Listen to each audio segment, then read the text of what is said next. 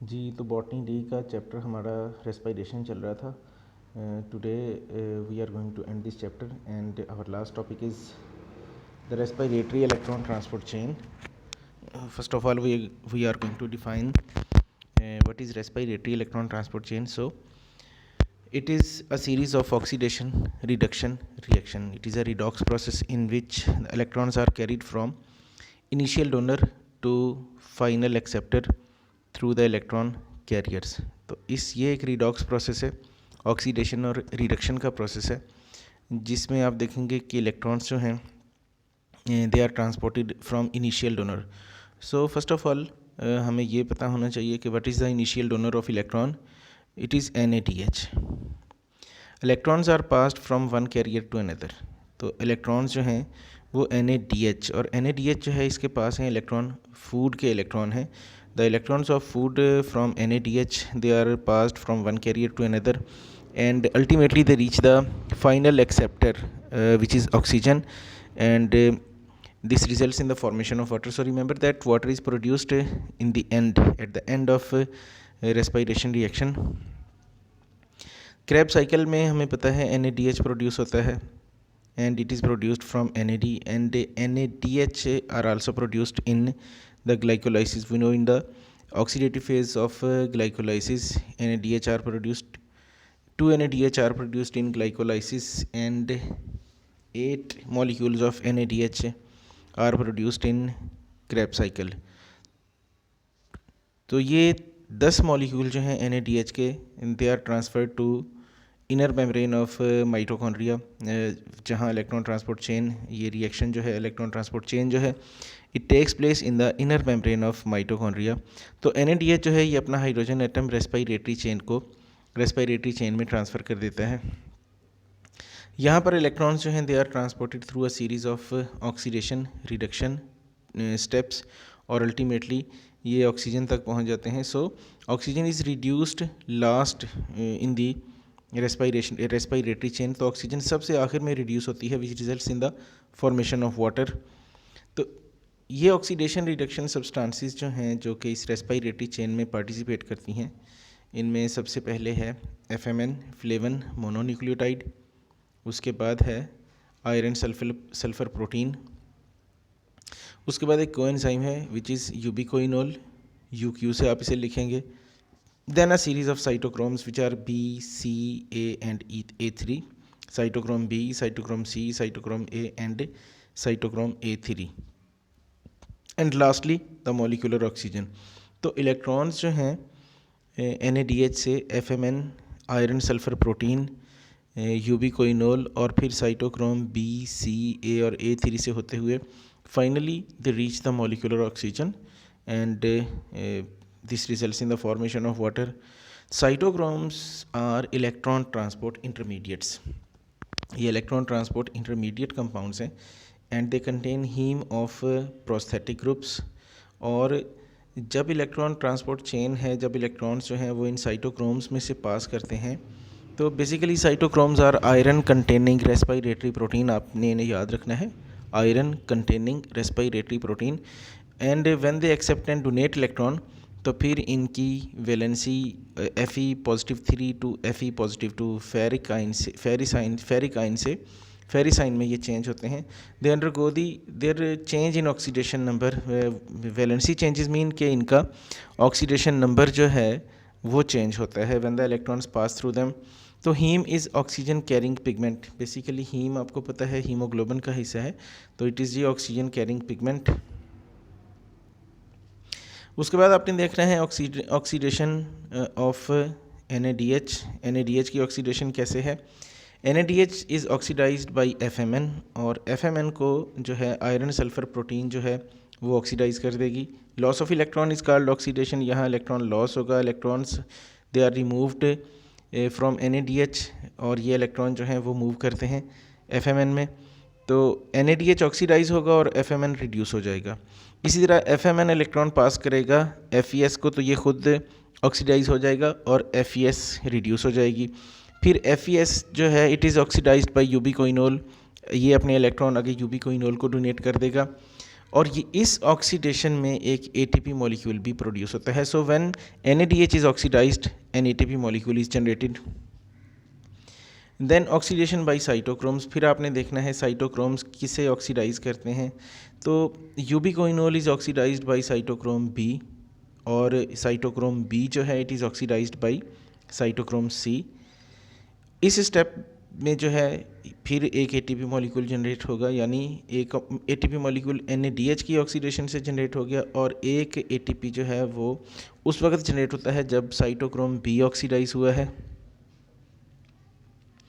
Cytochrome C is then oxidised, और ये reduce करता है साइटोक्रोम ए को, और फिर साइटोक्रोम A3 जो है वो साइटोक्रोम ए को ऑक्सीडाइज करेगा. लास्टली आपने बताना है जी ऑक्सीडेशन बाई ऑक्सीजन मॉलिक्यूल, यानी ऑक्सीजन किसे ऑक्सीडाइज करेगी. ऑक्सीजन साइटोक्रोम A3 को ऑक्सीडाइज करेगी. साइटोक्रोम A3 अपना इलेक्ट्रॉन लूज़ करेगा, और ये इलेक्ट्रॉन जो हैं they are accepted by oxygen molecule. तो ऑक्सीजन जो है खुद रिड्यूस हो जाएगी.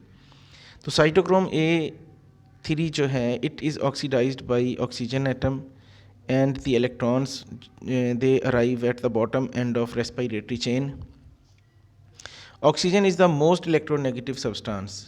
ये सबसे ज़्यादा इलेक्ट्रोनेगेटिव है, and it is the final acceptor of electrons. ये इलेक्ट्रॉन्स का फाइनल एक्सेप्टर है. तो यहाँ फिर जब ऑक्सीजन रिड्यूस होती है then a water molecule is produced. इसके अलावा फाइनल ऑक्सीडेशन जो है, ये फाइनल ऑक्सीडेशन है when cytochrome A is oxidised.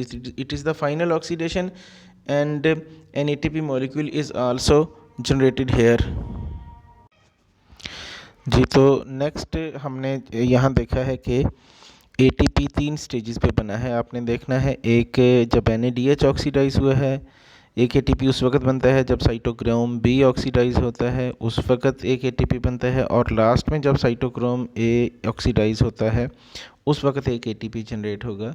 तो एक NADH जो है जब इलेक्ट्रॉन अपने पास करता है इलेक्ट्रॉन ट्रांसपोर्ट चेन में से और ऑक्सीजन तक इन इलेक्ट्रॉन्स को कैरी करता है, तो इस वक्त 3 ATP मॉलिक्यूल जो हैं वो जनरेट हुए हैं. And total number of NADH molecules which are charged into respiratory chain they are 10. तो in this way 30 ATP molecules are generated when a glucose molecule is completely oxidized in respiration. ये आप देख सकते हैं respiratory electron transport chain. तो इसमें आप देख सकते हैं NADH जो है ये अपने इलेक्ट्रॉन FMN को पास कर रहा है. उसके बाद आयरन सल्फ़र प्रोटीन है, उसके बाद साइटोक्रोम B है, फिर आयरन सल्फ़र प्रोटीन है, फिर साइटोक्रोम C, फिर A, फिर साइटोक्रोम A, और फिर साइटोक्रोम A3 आ गया. तो इस तरह से आप देख सकते हैं कि NADH ऑक्सीडाइज हो रहा है, अपने इलेक्ट्रॉन पास कर रहा है FMN को, और उसके बाद जो हैं ये इलेक्ट्रॉन जो हैं they reach the bottom of respiratory chain. अगर हम एनर्जी लेवल की बात करें तो NADH के पास जो इलेक्ट्रॉन हैं they are at high energy level, and when they move down the respiratory chain ये अपनी एनर्जी जो है वो लूज़ करते हैं, and this energy is transformed into ATP. उसके बाद है ऑक्सीडेटिव फॉस्फोरिलेशन, और ये ATP की जो सिंथेसिस हुई है आपने देखा है it takes place in the presence of oxygen, and ATP synthesis in the presence of oxygen is called oxidative phosphorylation. तो normally oxidative phosphorylation is coupled with respiratory chain, यानी रेस्पिरेटरी चेन के साथ ये लिंक्ड है. तो जैसे जैसे respiratory chain में आपने देखा कि ऑक्सीडेशन रिडक्शन प्रोसेस हैं, और लास्टली जो ऑक्सीजन जो लास्ट में मौजूद है इट एक्सेप्ट्स द इलेक्ट्रॉन. तो ATP सिंथेसिस क्योंकि ऑक्सीजन की प्रेजेंस में हो रही है therefore it is called oxidative phosphorylation. इसमें जो ATP सिंथेसिस हुई है वो 3 स्टेप्स में हुई है. आपने देखा है जब NADH ऑक्सीडाइज होता है, साइटोक्रोम B ऑक्सीडाइज होता है, और साइटोक्रोम A3 जब ऑक्सीडाइज होता है उस वक्त ATP बनता है. तो रिएक्शन इसको आप ऐसे लिख सकते हैं NADH plus hydrogen ion plus 3 ADP molecule plus 3 phosphate inorganic phosphate molecule plus oxygen. तो आपके पास NAD ये ऑक्सीडाइज हो गया है. NAD जो है इसकी ऑक्सीडाइज्ड फॉर्म है NADH की. वाटर प्रोडक्शन है, ये पानी ये वाटर जो मॉलिक्यूल जो है it is formed by the reduction of oxygen, और 3 ATP मॉलिक्यूल आपके पास जनरेट हुए हैं. PI is inorganic phosphate. ये ओवरऑल रेस्पिरेटरी मैकेनिज़्म आप देख सकते हैं। ग्लाइकोलाइसिस, इसमें 2 NADH हैं और ये पायरुविक एसिड तक बनते बनते ये 2 ATP मॉलिक्यूल जनरेट करेगा। पायरुविक एसिड ऑक्सीडेशन है, एसिटाइल कोएंजाइम A है, 2 NADH और हैं। तो इसमें आपने ये देखना है ग्लूकोज से जो 2 पायरुवेट आयन बने हैं, दोनों जो हैं वो आगे फिर क्रेब्स साइकिल का जो है वो हिस्सा होंगे। तो इस तरह से एक पायरुवेट जो है वो एक NADH रिलीज़ करता है। And when we talk about the complete breakdown of glucose, complete oxidation of glucose, तो आपने दोनों ATP जो है, दोनों पायरुवेट आइंस जो हैं, इनको जो है वो मेंशन करना है। उसके बाद acetyl coenzyme A then enters the Kreb cycle, और यहाँ पर जो है वो 6 NADH हैं। तो 6 NADH इस तरह से 3 आपको पता है ऑक्सीडेशन फेज़ है, डी कार्बोक्सिलेशन है, और हम कहते हैं glucose complete breakdown of glucose, तो not a single pyruvate, but हमने जो है वो दोनों पायरुविक एसिड मॉलिक्यूल जो है वो उनकी बात करनी है। उसके बाद आपके पास आ जाएंगे इस तरह से 10 NADH मॉलिक्यूल जो कि रेस्पिरेटरी चेन में एंटर हो जाते हैं, और इस तरह से ये 10 NADH मॉलिक्यूल जो हैं they generate 30 ATP molecules in the respiratory chain. So major contributor of ATP in the respiration is electron transport chain. Last में हमारा एक टॉपिक है रेस्पिरेटरी क्विटेंट। ये क्या होता है? ये basically it is the ratio between carbon dioxide produced in the respiration and oxygen consumed in the respiration. यानी रेस्पिरेटरी प्रोसेस में कार्बन डाइऑक्साइड प्रोड्यूस हुई है, ऑक्सीजन कंज्यूम हुई है, इन दोनों के दरमियान जो रेशो है it is known as respiratory quitant. So it is a value, or it is a measure of the ratio of carbon dioxide produced and oxygen consumed by an organism per unit time. तो RQ respiratory quotient जो है वो आप देख सकते हैं, volume of carbon dioxide produced divided by volume of oxygen consumed. Respiratory quotient जो है it is actually the measurement and it provides the information regarding the nature of the substrate. यानी इससे हमें जो है किस बात की इंफॉर्मेशन मिलती है कि रेस्पिरेटरी क्विटेंट से हमें इंफॉर्मेशन मिलती है about the nature of substrate. The simplified equation आप देख सकते हैं, इसमें glucose plus oxygen 6 oxygen molecule consume हो रहे हैं और 6 ही कार्बन डाइऑक्साइड के मॉलिक्यूल जो हैं वो प्रोड्यूस हो रहे हैं। तो इस तरह से सिंपली आप ये कह सकते हैं कि इस रिएक्शन का जो रेस्पिरेटरी क्विटेंट है इट इज़ 1। या आप और देख सकते हैं रेस्पिरेटरी क्विटेंट्स एक्चुअली रेस्पिरेटरी सबस्ट्रेट्स का है। तो इसमें लिपिड्स का जो है वो आता है 0.7, प्रोटीन्स का रेस्पिरेटरी क्विटेंट 0.9 है और कार्बोहाइड्रेट्स का 1 है। यानी इसका मतलब कार्बोहाइड्रेट का रेस्पिरेटरी क्विटेंट प्रोटीन्स और फैट्स के बारे में के मुकाबले में, लिपिड्स के मुकाबले में ज़्यादा है। तो रेस्पिरेटरी सबस्ट्रेट के बारे में ये हमें जो है वो इन्फॉर्मेशन देता है।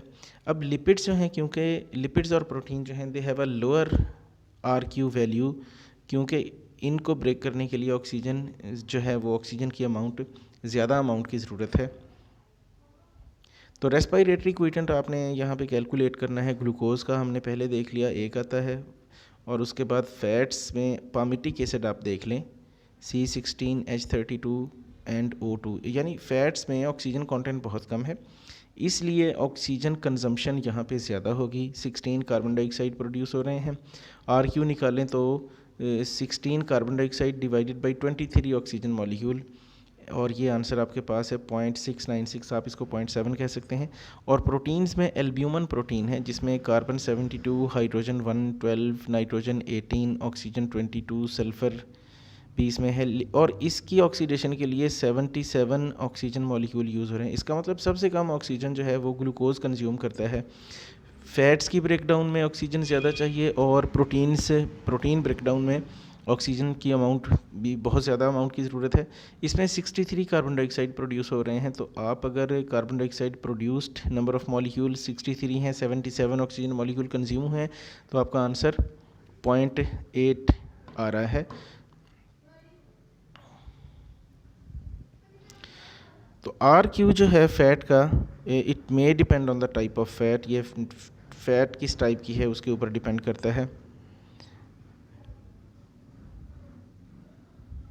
तो ये हमारा टॉपिक था, चैप्टर हमारा जो है ख़त्म हो गया है।